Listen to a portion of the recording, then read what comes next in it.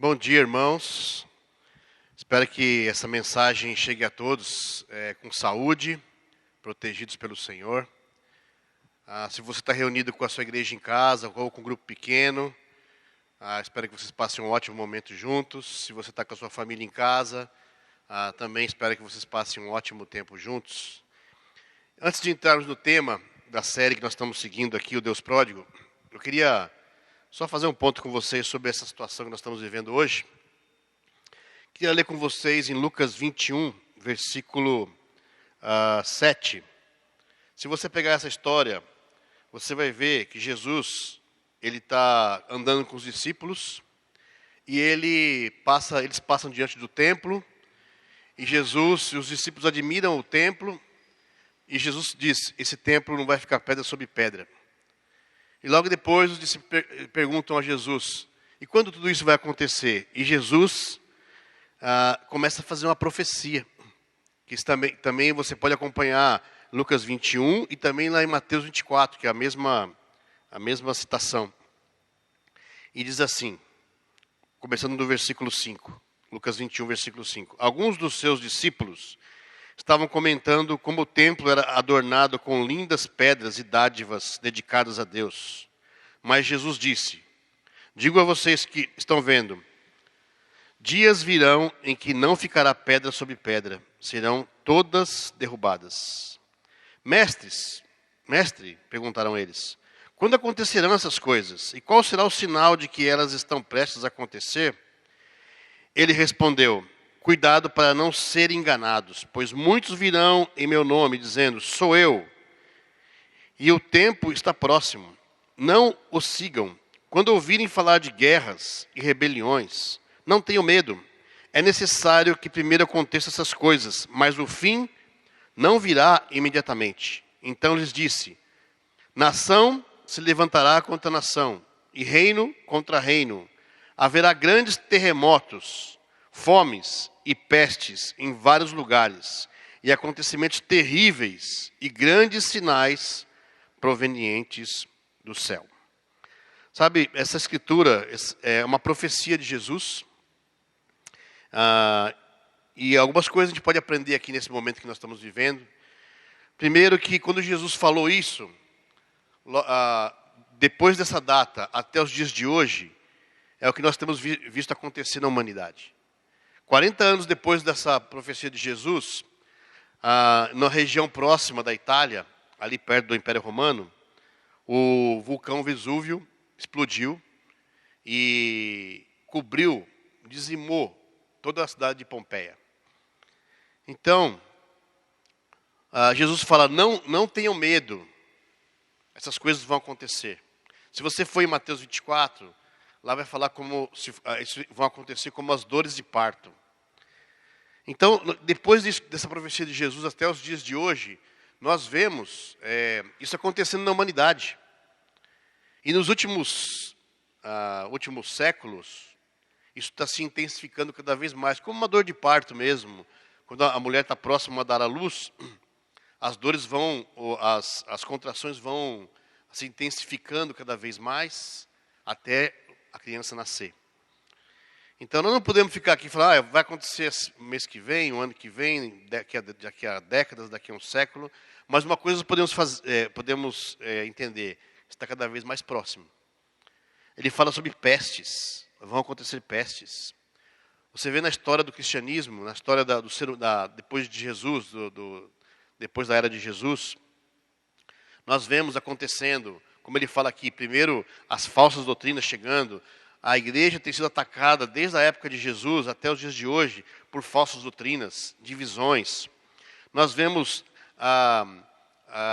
notícias de guerras, ou seja, nações se levantando contra outras nações. Na história moderna, nós vimos a Primeira Guerra Mundial, a Segunda Guerra Mundial, e praticamente, constantemente, nós vemos notícias de guerras, de nações se levantando contra nações. Pestes, na época, desde que Jesus proferiu isso aqui, várias pestes têm assolado a humanidade. Nós vemos, mesmo Martinho Lutero, por volta de 1500, em seus escritos, ele relata que havia uma peste assolando a Europa naquela época. Nós também sabemos da peste negra que devastou metade da Europa naquela época. Então, o próprio Jesus fala aqui, não se assustem, não tenham medo, essas coisas vão acontecer. O que eu acredito hoje, irmãos? Deus está comunicando, Deus permite isso acontecer para comunicar. Olha, do mesmo jeito que eu falei que essas coisas vão acontecer, o fim dos tempos, a minha vinda, a segunda vinda também vai acontecer. Para que a humanidade pense, para que a humanidade acorde e pense em Jesus, se dedique, se volte para Jesus, até mostrando que um simples vírus que nós nem enxergamos pode parar a humanidade. A humanidade está parada, os países, o mundo está parado. Por quê? Por causa de um pequeno vírus que nós nem enxergamos. Como somos frágeis e como precisamos de Deus. Se você ler essa escritura aqui, tanto aqui em Lucas 21 como Mateus 24, você vai ver que Jesus aconselha 3 coisas. Primeiro, não temer. Segundo, perseverar até o fim. E terceiro, pregar o Evangelho. Então, que nós possamos pregar o Evangelho. Usar os meios, as redes sociais, usar a comunicação que nós temos para pregar o Evangelho. Porque essas dores de parto estão se intensificando. Como eu falei, os terremotos, os tsunamis, cada vez mais nós estamos vendo isso se intensificar como um sinal de Deus, que Jesus está por vir e cada vez isso está mais próximo. Então, eu queria que nós pensássemos sobre isso e não tenhamos medo, preguemos o Evangelho, ficamos confiantes e perseverantes até o dia da vinda de Jesus. Amém? Vamos orar.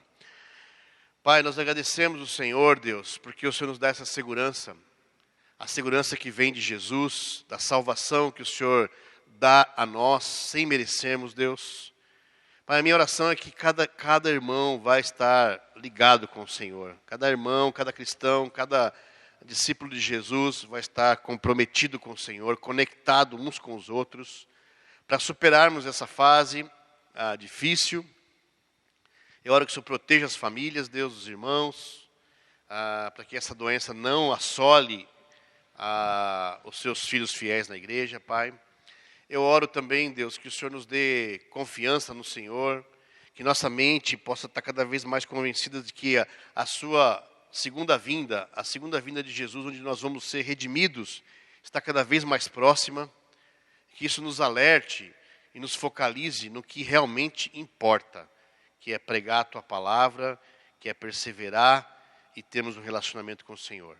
Muito obrigado, Senhor. Fique comigo nessa mensagem, que possa chegar a todos e animar todos os corações. Eu oro grato em nome de Jesus. Amém.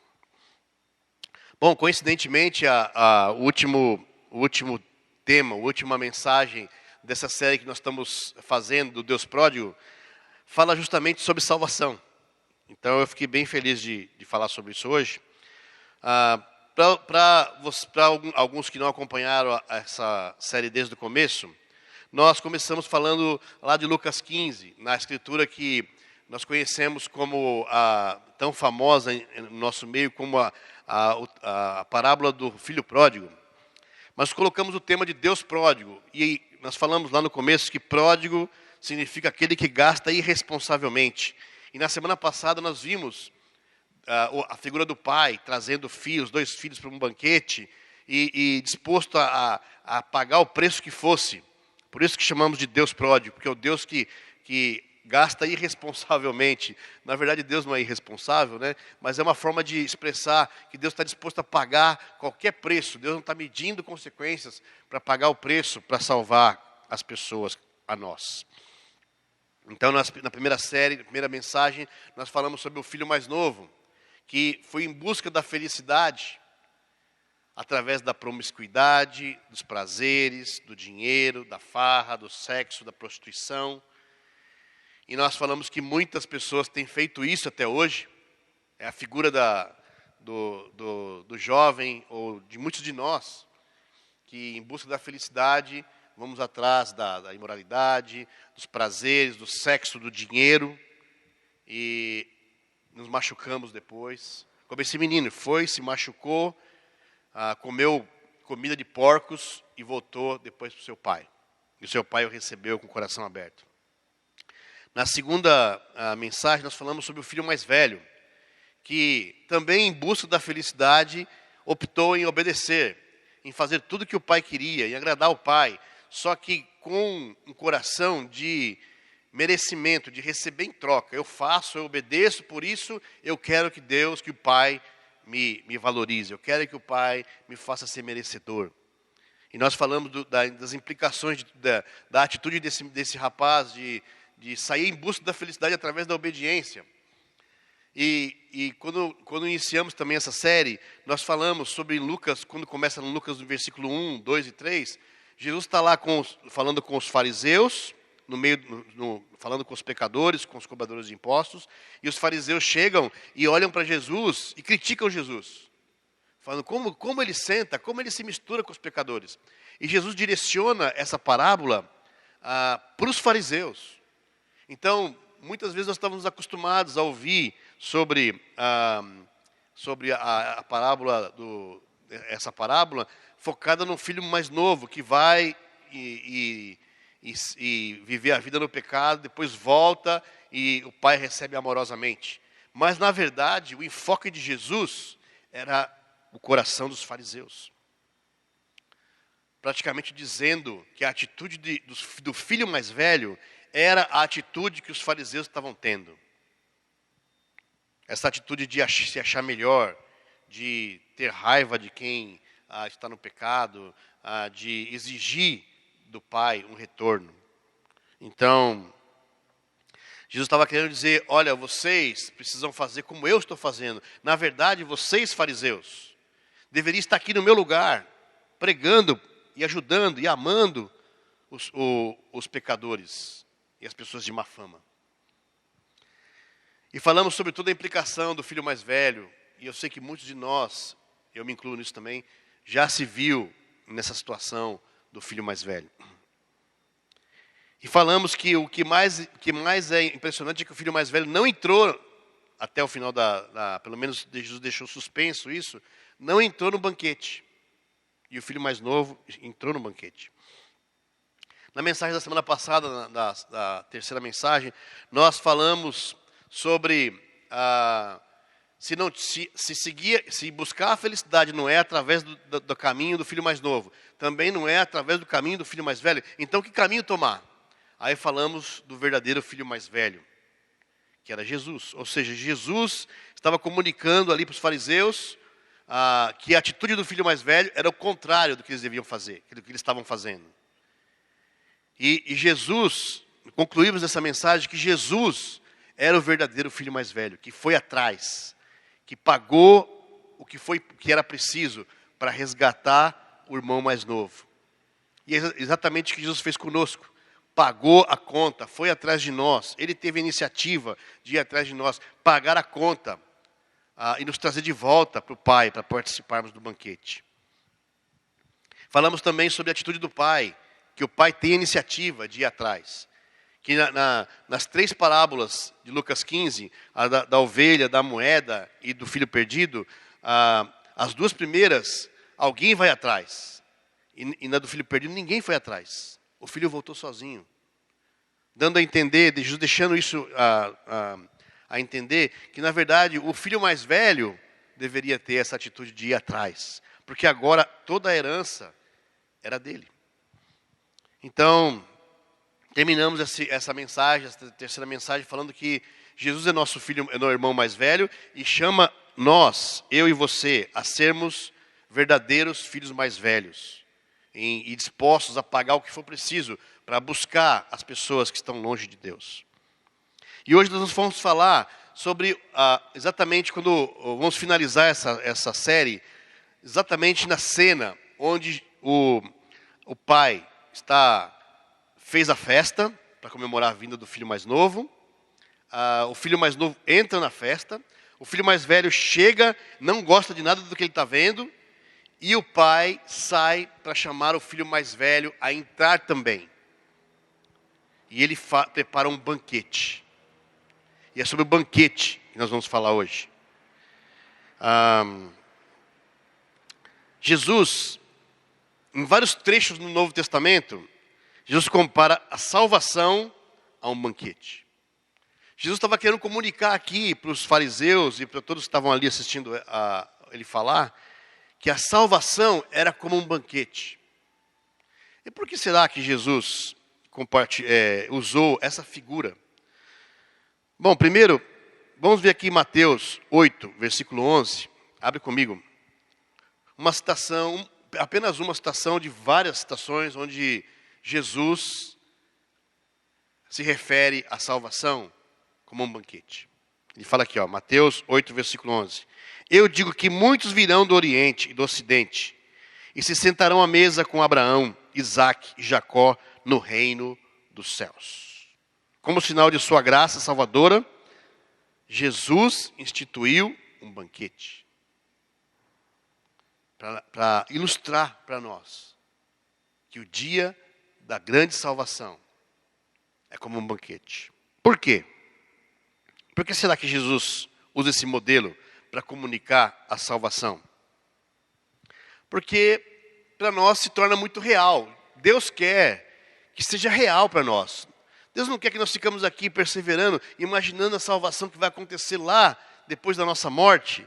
Ele quer que nós já desfrutemos disso já aqui, em vida. Que seja real para nós. Para isso, Deus quer comunicar para nós que a salvação é uma experiência. Que nós já podemos ter aqui, já. Ideia. Algumas experiências que nós podemos ter aqui para poder imaginar como vai ser a salvação. Ou seja, a salvação não é só um fim, um lugar onde estamos aguardando chegar. Já podemos caminhar já aqui como uma experiência. Quando você pensa num banquete, nós temos imagina um banquete agora. Talvez esse banquete que está te aguardando ali daqui a pouquinho para almoçar com a família, né? Ou com a igreja em casa. Um banquete satisfaz nossos sentidos de paladar, olfato, tato. Quando você vai num banquete, você olha os diversos tipos de comida, impressiona quando você vê aquela mesa cheia. Os cheiros faz você salivar, imaginar os gostos daquela comida. E quando você senta para comer, você acaba tendo o paladar e sentindo o gosto da comida. É como num programa MasterChef. Não sei se vocês já assistiram aquele programa MasterChef. Você vê as pessoas preparando aquele prato. Então tem a parte de apresentação, que tem que estar bonito, tem que estar bem apresentado. Tem o gosto, a pessoa come para saber se está gostoso. E até o cheiro também. Então são experiências. Sabe, eu penso em quando Jesus, o primeiro milagre que Jesus fez, em João capítulo 2, qual foi? Foi justamente transformar quase 600 litros de água em vinho. E por que essa transformação? Porque Jesus escolheu o primeiro milagre dele, transformar água em vinho. Justamente numa festa, num banquete. Porque o vinho, ele dá essa ideia de alegria. Era como se Jesus estivesse comunicando para a humanidade. Olha, eu vim para trazer alegria. A nova aliança agora, que eu estou fazendo com vocês, é para trazer alegria. É para fazer... E ele é o verdadeiro anfitrião da festa. Então a nova aliança, Jesus comunica como sendo um banquete onde ele é o anfitrião. Onde ele está disposto a proporcionar experiências para nós de alegria. Olha só em Salmo. Versículo 34, versículo 8. Capítulo 34, versículo 8. Salmo 34, versículo 8 diz assim: provem e vejam como o Senhor é bom. Como é feliz o homem que nele se refugia. Provem e vejam. Não tem a ver com o sabor, com você experimentar. Então a salvação, ela é comunicada através de um banquete, para que nós tenhamos experiência, para que nós possamos ter experiência já aqui. A Bíblia nos convida a provar se o Senhor é bom. Não é só saber que o Senhor é bom, provar que o Senhor é bom.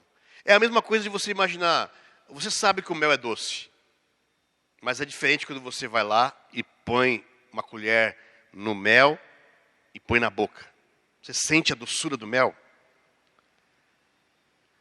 A experiência do amor salvador de Deus é comparada ao mel, ao vinho. E nós precisamos sentir isso. A liberdade, a amizade, o carinho, o amparo de Deus. Por exemplo, se você está tomado por culpa ou vergonha, não basta só você crer que Deus tem misericórdia. Você precisa sentir a misericórdia de Deus. De alguma forma você precisa experimentar a misericórdia de Deus. Você precisa sentir o gosto da doçura da misericórdia no seu coração. Se você, por exemplo, está preocupado e ansioso, e uma das coisas que está gerando muito nessa época que estamos vivendo, de crise, é preocupação. Como vai ser? Nossa, ninguém sabe como vai ser. Então não é suficiente só você crer em Deus. Deus está no controle da história, Deus está no controle das nossas vidas. Você precisa ver com os olhos do coração, realmente que Deus está no controle. A sua majestade radiante, você precisa sentir isso. Você precisa praticar isso. Não estou falando sobre ter uma experiência mística aqui. Eu estou falando sobre relacionamento profundo com Deus, sobre experiência com Deus. E a pergunta que eu quero dizer para você, como é que está a sua experiência com Deus? Deus não pode ser só a teoria, ou uma crença. Nós temos que ter experiência. Então, quando Deus comunica a salvação por meio de um banquete, Ele está querendo dizer, olha, eu quero que vocês tenham experiência com Deus, comigo, com a salvação. Há outro motivo, porque eu acredito que Deus comunica a salvação através de um banquete, é porque também Ele quer comunicar que a salvação é individual. Quando a gente pensa num banquete, você senta na mesa, ninguém vai comer por você. Você come, você sente o gosto. Às vezes o gosto que você sente não é o mesmo que o outro sente. Isso é uma forma pessoal de você sentir o gosto das coisas. Ninguém vai se alimentar por você, ninguém come por você. Quando você está num banquete, é o seu paladar, é o seu olfato, é a sua visão, é a maneira como você interpreta o que você está vendo. É uma experiência particular também. A mesma coisa se aplica a nós, com relação ao Evangelho da graça de Deus. Com relação à experiência de salvação. Deus quer que nós pessoalmente tenhamos já aqui experiência da salvação através da nossa vida individual. Como a gente pode fazer isso? Colocando o Evangelho no centro de toda a nossa vida. Ou seja, caminhando já aqui em vida, em direção à salvação. Já experimentando as mudanças, transformações, nos inspirando no Evangelho. Talvez você pode estar se perguntando, como eu posso fazer isso? Como eu posso ter essas mudanças? Por exemplo, vou dar um exemplo para vocês. Vamos supor que você queira mudar seu casamento. Então, nós temos duas opções. Quando a gente vai ter experiências individuais com Deus. A gente pode ir pelo módulo religião, ou a gente pode ir pelo módulo evangelho. O que é o módulo religião? Eu obedeço, por isso eu sou salvo. Ou o módulo evangelho. Sou aceito por Deus pela obra de Jesus Cristo, por isso eu obedeço. Então, automaticamente, a nossa natureza humana, muitas vezes, no automático, a gente vai seguir o módulo religião. Ou seja, eu faço para ter salvação. Quando, na verdade, nós precisamos regular, precisamos programar a nossa forma de agir pelo modo evangelho. E agora eu vou dar um exemplo. Por exemplo, no casamento, como eu falei, que você quer ser um bom marido. Não basta só você pegar uma escritura, geralmente é Efésios 5 que a gente usa, né? Onde fala o papel do marido, o papel da mulher. Pegar a escritura, acreditar, colocar na sua mente e tentar colocar em prática. Legal, faz parte. Mas se você não fizer isso à luz do Evangelho, você não consegue ter motivação suficiente para você fazer as mudanças acontecerem na sua vida. Vamos ler essa escritura que eu falei agora, em Efésios 5, e vamos ver como nós podemos colocar em prática na nossa vida à luz do Evangelho. Efésios 5, versículo 25 até o 27. Maridos, ame cada um a sua mulher, assim como Cristo amou a igreja e entregou-se por ela para sacrificá-la, tendo-a purificado pelo lavar da água mediante a palavra e para apresentá-la a si mesmo como igreja gloriosa, sem mancha, sem ruga ou coisa semelhante, mas santa e inculpável. Sabe, eu sei que você já leu essa escritura algumas vezes, principalmente você que é casado. E foi engraçado, uma vez eu estava ajudando um casal que estava prestes a se casar, estavam noivos. E ao ler essa escritura, a noiva chegou para mim e falou: Marcelo, nessa parte das finanças, eu quero que meu marido reserve uma parte do dinheiro para tratamento de beleza e para maquiagens. Aí eu falei: como assim? Ela falou: não, ele vai ter que me apresentar para Deus sem ruga, sem mancha, inculpável. Então vai ter que ter dinheiro para fazer isso. E ela, de uma forma cômica, quis colocar isso, né? Mas é impossível a gente, de forma humana, a gente apresentar a nossa esposa pura, perfeita para Deus. Como seria possível isso? Só à luz do Evangelho. Por quê?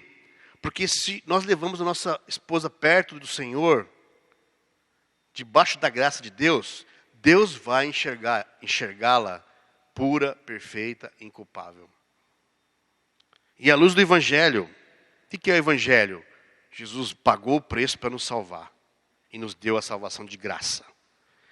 À luz do Evangelho, você pensa assim: Jesus comunica para nós, através dessa escritura, o amor conjugal que Ele tem por nós. Ou seja, Ele foi fiel, Ele foi para a cruz, suportou a dor na cruz, não desceu da cruz de maneira nenhuma para ser fiel a nós, a salvação oferecida por nós. Então, quando eu olho para isso, eu falo: eu também tenho que ser fiel à minha esposa, por amor, primeiramente a Deus, a Jesus, e amor a ela. E isso me inspira a poder ser fiel à minha esposa, a poder manter o compromisso que eu assumi com ela no altar, diante de Deus, e diante das pessoas que estavam comigo. Isso me inspira a mudar, a pagar o preço. Alguns casamentos, alguns casais, não estão querendo pagar o preço. E eu ouço alguns falando em divórcio. Por quê? Porque não estão querendo pagar o preço da fidelidade. Pararam de olhar para Jesus. E quando eu falo que a salvação é individual, é porque é seu compromisso, marido. É seu compromisso, esposa, se manter fiel. Como Jesus se manteve fiel na cruz, para conceder a nós o passe para entrarmos nesse banquete.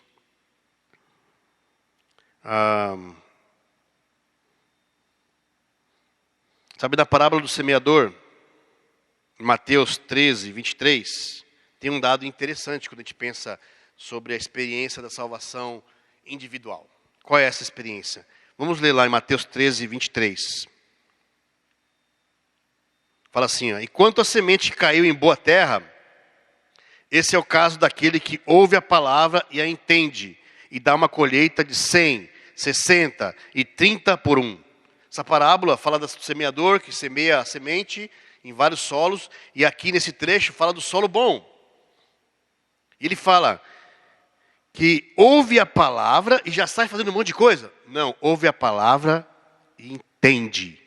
Então a salvação também, ela é individual, porque você precisa entender. Você individualmente precisa entender. Entender o que é o Evangelho. Entender o que é essa graça que Deus derrama sobre você, para que você se anime, se motive a servir a Deus por gratidão. É o chamado de Jesus, feito individualmente. Por isso nós estudamos a Bíblia com as pessoas individualmente. Porque nós queremos ajudar as pessoas a entender o chamado de Jesus e elas terem a experiência individual delas, de transformação. Se ela não tem uma experiência individual de transformação, ela não consegue enxergar Jesus. A graça de Deus, ela é gratuita, mas custou caro. Nós vimos isso também ao decorrer dessa série. Custou caro.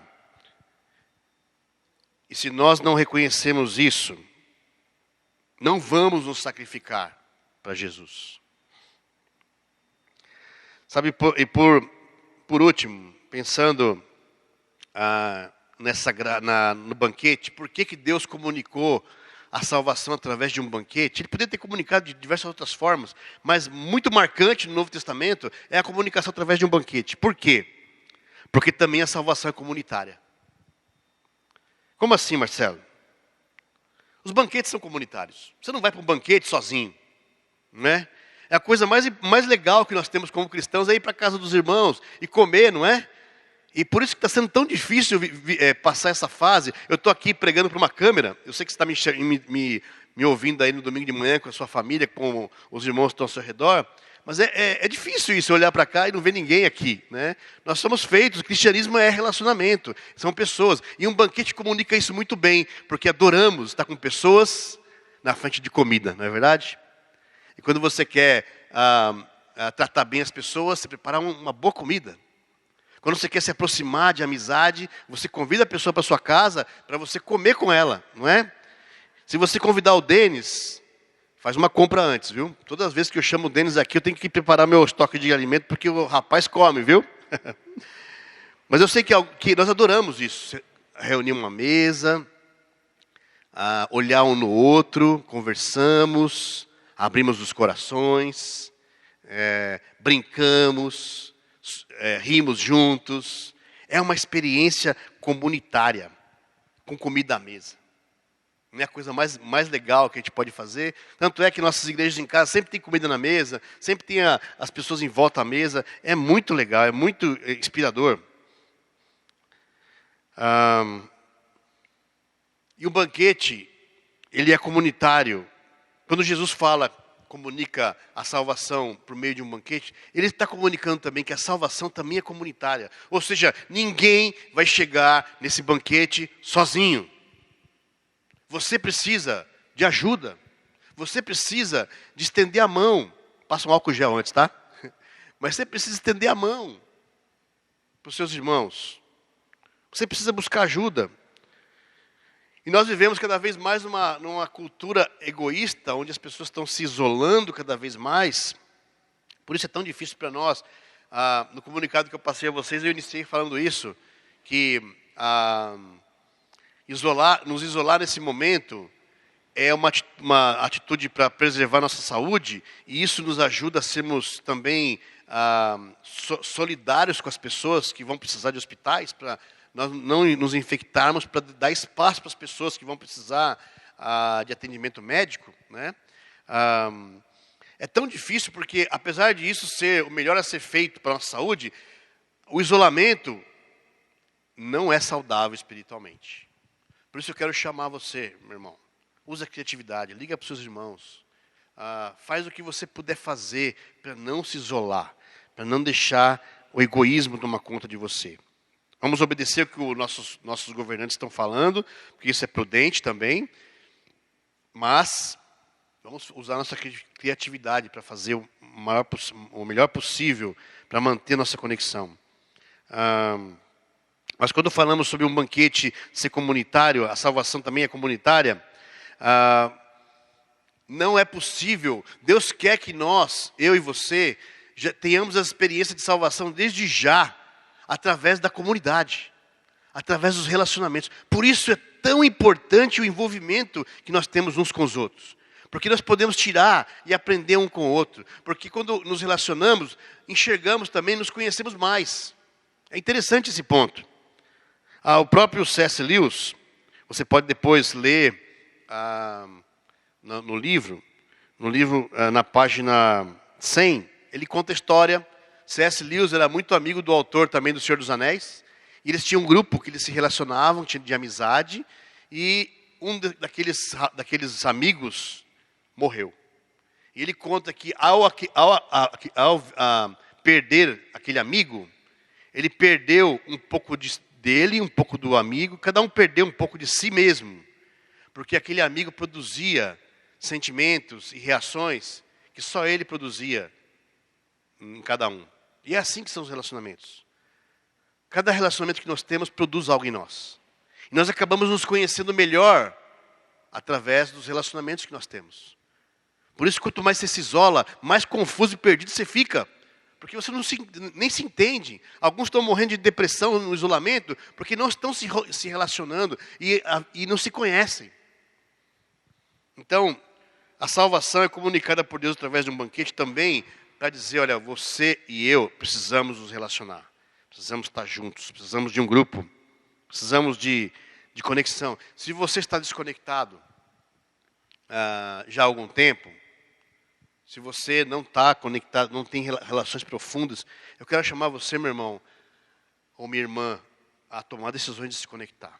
A gente fala tanto sobre discipulado, fala tanto sobre ter compromisso, porque Deus comunica a salvação também através de grupos. A salvação também, ela é comunitária, porque ninguém vai chegar no céu sozinho. Ninguém vai chegar no banquete sozinho. Nós precisamos uns dos outros. Por isso, irmãos, se queremos seguir Jesus, queremos entrar nesse banquete e já ter as experiências já aqui em vida, nós precisamos ardentemente desejar estar envolvidos com a igreja, envolvido com as pessoas, com os irmãos, nos nossos relacionamentos, na comunidade dos cristãos, nutrindo uns aos outros, com relacionamentos sólidos, relacionamentos firmes, de amor, compromisso mútuo. Somente se nós fizermos parte de uma comunidade, nós vamos ter a experiência de um banquete. E vamos saber, vamos ter ideia de como vai ser lá no céu. Imagina chegarmos no céu e estarmos em comunidade, e Deus vai renovar todas as coisas, não vai haver mais pestes, dor, mais sofrimento. Vai ser incrível. E vamos estar perto das pessoas, vamos sentar à mesa com Abraão, com Moisés, com os grandes heróis da fé. Então, ao finalizar essa série, nós percebemos que a atitude do filho mais novo de buscar a felicidade não gera alegria e a felicidade que estamos buscando. O filho mais novo buscar isso no sexo, na promiscuidade, no dinheiro. Também vemos que ir atrás da religião puramente legalista, onde você acaba tendo Deus como um supermercado, ou algo que tem o poder para te dar as coisas, então você obedece para receber as coisas de Deus, também não é um caminho que Deus que vai fazer você chegar no banquete. E nós vimos também que o verdadeiro caminho é seguir o verdadeiro filho mais velho, que é Jesus, e sermos verdadeiros filhos mais velhos. O verdadeiro caminho é Jesus, o Evangelho, a salvação oferecida para nós, esse grande banquete de quem estiver debaixo do Evangelho. E podemos vivenciar essa experiência na nossa vida hoje, através do nosso relacionamento com Deus, das experiências que a gente tem com Deus, das experiências que a gente tem no relacionamento uns com os outros, já é uma prova, uma pitada que Deus está dando para nós, de como será o banquete lá na eternidade. Eu queria terminar com essa escritura aqui em Isaías, capítulo 25, versículo 6. Diz assim: neste monte o Senhor dos Exércitos preparará um farto banquete para todos os povos, um banquete de vinho envelhecido, com carnes suculentas e o melhor vinho. Neste monte ele destruirá o véu que envolve todos os povos, a cortina que cobre todas as nações, destruirá a morte para sempre. O soberano Senhor enxugará as lágrimas de todo o rosto e retirará de toda a terra a zombaria do seu povo. Foi o Senhor quem o disse. Atente-se bem a esse finalzinho. Foi o Senhor quem o disse. Da mesma forma que Jesus disse que haveria guerras, haveria tremores, a natureza ia ser abalada, como nós vemos hoje isso acontecendo muito. Ele também disse que ele viria, ele voltaria. Jesus disse que ele voltaria pela segunda vez. E ele faz essa promessa. Eu vou ler de novo. Neste monte o Senhor dos Exércitos preparará um farto banquete para todos os povos. Um banquete de vinho envelhecido. Eu quero estar lá. Eu quero ver você lá também. Quero que você me veja lá. Com carnes suculentas. Imagina aquela picanha saborosa. Aquela carne, filé mignon de primeira qualidade. E o melhor vinho. Neste monte ele destruirá o véu que envolve todos os povos. A cortina que cobre todas as nações. Destruirá a morte para sempre.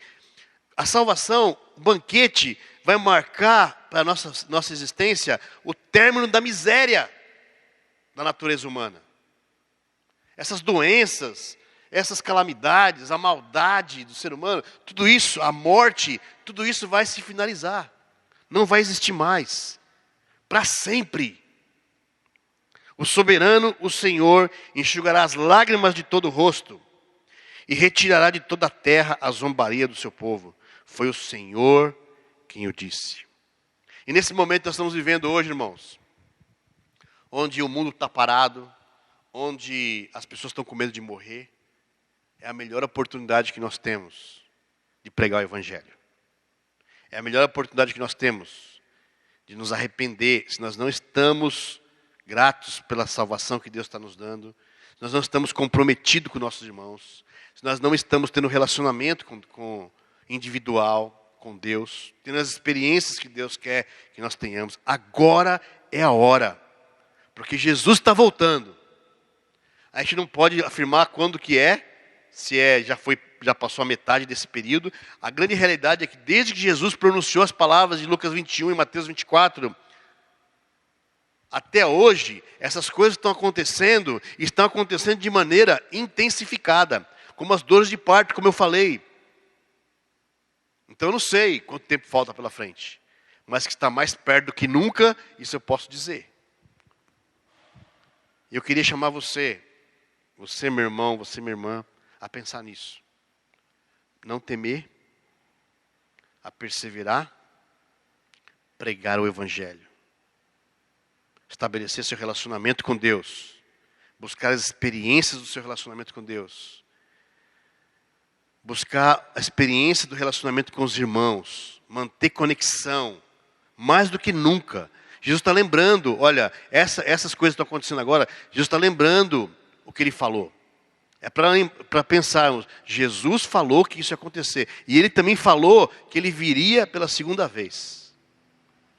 E quando isso acontecer, irmãos, nós possamos estar felizes, gratos e ansiosos em participar do grande banquete, que nós agora só temos uma ideia, mas que virá com grande alegria para nós, os que estiverem fiéis ao Senhor, debaixo da graça dEle. Eu espero que você, nessas 4 mensagens, tenha produzido mudanças nos nossos corações, a maneira de pensar diferente, como eu posso amar a Deus, como eu posso me relacionar com Deus de uma forma mais grata, feliz e prazerosa, entendendo, como eu li aqui, como aquela semente que cai num solo bom, entendendo a mensagem de Deus e o que Deus quer de nós. Amém? Vamos orar. Pai, nós te agradecemos, Deus, pela misericórdia do Senhor. Agradecemos, Deus, porque tudo isso que está acontecendo nos faz entender que somos pequenos, somos frágeis. Pai, eu tenho me sentido tão frágil ultimamente, Deus. Qualquer lugar que eu vou, eu tenho que lavar as mãos, eu tenho que trocar roupa, com medo, com insegurança dessa pandemia. E eu sei que todos têm vivido esse momento assim, Deus, mostrando o quanto somos frágeis. Mas Paulo mesmo nos lembrou que quando somos frágeis, é aí que somos fortes, estamos debaixo da sua graça. Ajuda cada um de nós a pensar nisso, Senhor. Que apesar de sermos fracos no corpo, somos fortes, estamos unidos com o Senhor, debaixo da sua graça maravilhosa. Eu quero agradecer ao Senhor, Pai, pela misericórdia do Senhor, por essa perspectiva de participar de um banquete e já poder, nessa vida, ter a experiência de como será esse banquete, Deus. Através do relacionamento e do nosso envolvimento com o Senhor, da nossa experiência diária de contato com o Senhor, de amor, de confiança. Ajuda-nos a ter mais essa experiência, Deus. E também da experiência de conviver em grupo, em união, em comunidade. Porque um banquete também nos inspira a essa ideia de estarmos juntos, olhando um no olho do outro, nos divertindo, nos animando, nos encorajando, nos desafiando também, Deus. Muito obrigado, Pai. Agradecemos o Senhor, que o Senhor possa cuidar de nós, cuidar da igreja, proteger a igreja dessa pandemia, Deus, e nos ajudarmos a estar confiantes no Senhor e, mais do que nunca, fiéis ao Senhor e pregando a Tua mensagem. Obrigado, em nome de Jesus. Amém. Queria lembrar vocês, irmãos, daqui a um mês, nós vamos começar uma outra série chamada Os Deuses Falsos. E eu quero sugerir você a poder adquirir esse livro, Os Deuses Falsos, de Timothy Keller. Vai ficar na tela para você a capa do livro. Você pode adquirir isso no Amazon ou na livraria da igreja, quando nós estivermos nos reunindo fisicamente de novo. Daqui a um mês, então tem um tempo para você poder ler esse livro. Nós vamos começar uma série dos deuses falsos também, tá bom? Muito obrigado, que Deus abençoe você, cuide da sua família, de cada um dos seus queridos, para que a gente possa passar por tudo isso, unido com o Senhor, e sair disso muito mais fortes. Muito obrigado. Amém.